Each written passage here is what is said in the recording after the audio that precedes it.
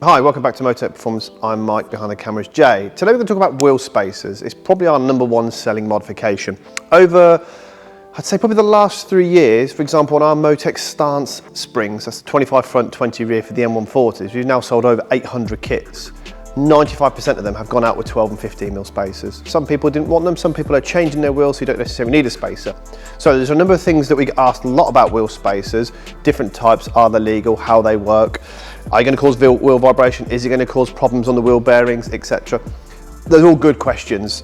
We'll go through some of them now. Any more information you want to know, please give us a call or drop us an email, information below. And if you want to buy any wheel spacers, link to the Big Cartel shop is also below. So, wheel spacers. #1 reason why you're changing wheel spacer is obviously give the car more of a square footprint and also to make the car look better. When you lower a car, sometimes the wheels can protrude a little bit, so you just want to just tuck them in to give it a better sort of stance. So there's a number of variety of spacers, so we'll just have a bit of a walk and talk. So, don't really tend to do a lot of these. It's like a universal 5mm spacer. They do these that are non-hub centric, so hub centric and non-hub centric spacer, you can see the difference. So like a universal 5mm spacer might be used on a aftermarket wheel just to help pass the caliper depending on the back offset of the wheel. So we don't really use those a lot. Most popular spacer we tend to do is 10, 12 and 15mm. So this is our own spec up, so this is a 12mm front for a BMW M140, M3, it's all the same fitment. We have these made in huge batches for us, and like I sort of say, we must have probably sold over 800 kits of M140s, just the stance kit, let alone the stance plus everything else. So it's our #1 selling mod. About 3 sets of these, well, 3 sets of wheel spacers a day, anything from Range Rover, Jaguar F-Type, Mustang, BMW, Mercedes, whatever it may be, we can sort it all out. So that's the main difference between a slip-on shim, if you like, 5mm universal spacer, and a hub-centric spacer. Like I sort of say, hub-centric spacers is like the most popular mod. You have to get the correct ones for the vehicle. So if you're unsure of what car you've got, literally just drop us an email, let us do all the hard work for you. Hub-centric, basically, as you can see, it's a spacer, once the hub is completely clean, sits on top and basically just mimics or extends the original hub, just so the wheel sits flat onto it. The most important, crucial thing is as well, when you're having a 12mm spacer, or any spacer really, apart from like a universal 5mm, because that would use the original wheel bolts, is to obviously come with extended wheel bolts. We can go on all day long about how long you need. So like a 12mm would need like a 40mm and a 15 needs a 43. It depends obviously on the radius of the bolt as well. If you're unsure about any of this sort of stuff, the best thing to do is just drop us an email again, below. I will say that again, drop us an email, let us do the hard work for you.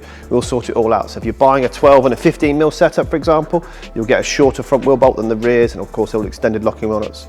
So a complete kit from us. Also, everything we do is generally black. So we'll do a complete black setup. Most of the wheels we tend to do nowadays are gloss black or satin black, or the hubs are black on a car, so black works very well. The main reason obviously for changing wheel space, obviously one, to give the car a better look, and obviously give the car a better sort of stance, especially when low because it tucks in.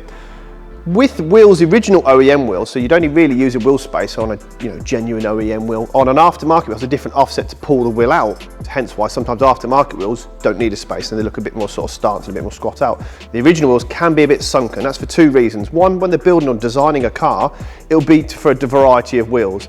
It may be, for example, a 911, obviously this is a Carrera 2, they might have like a GT pack with an option of a 21-inch rear wheel or a 20-inch wheel. Of course that's going to be wider, so you have more room to play about within the arch.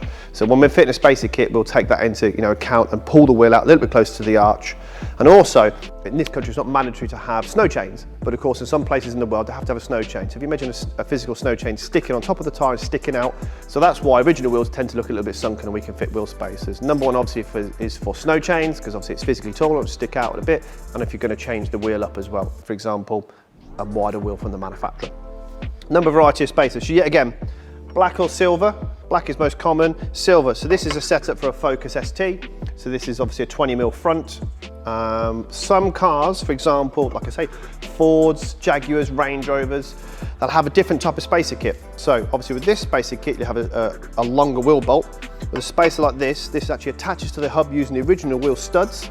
You'll have a shallow nut in place to basically cover it up, and you get new studs. So when we're doing like the Mustangs, I'm sure you've seen in the previous vlogs, Range Rover Sports, you will see obviously this is the sort of setup we use for those. So there's a number of different setups. So yet again, if you're not sure what car you've got, just drop us an email with the information you've got and we'll go through from there. If you've got aftermarket wheels, try and send us some pictures and we'll be able to help you out. But generally on an OEM wheel, we know where we're at. And then the last one here, yeah, again, that is a Mustang rear spacer. So see difference between like a 12mm setup on an M140 and a 25mm setup on a Mustang. But fundamentally, spacers are safe.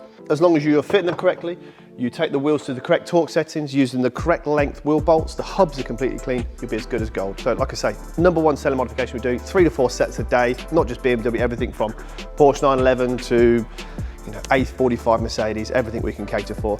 And now let us know what you think of this Porsche. It's also in for a maxed in kit, so we do front and sides on this car, and when you're adding like a maxed in kit on a car, that's why we're using this one as a perfect example, you are adding more to the car. Side skirt kit is basically going to make the car look wider. It's going to push those wheels in even more, so you are going to want to just push them out by using a spacer kit. So let us know what you think of the 911, and any more questions about wheel spacers, please just drop us an email, pick up the phone, give us a call, we can talk it through for you. Thanks a lot.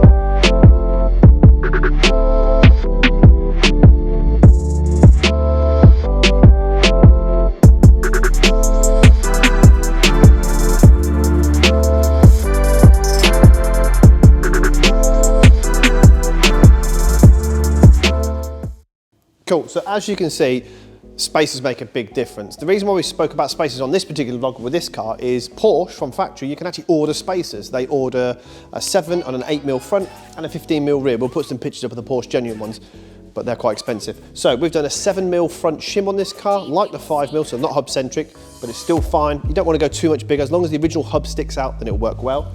And on the rear, we run a 15mm setup, along with the maxed in kit. This is a great setup. Any 991 owners want obviously modifications. This whole setup with the sides, the front and the spacers will be under £1,000 fitted, so transforms the car. So please, any more questions on spacers or about a 991 or anything at all, just drop us an email down below and we'll get back to you as quick as we can. Thanks a lot.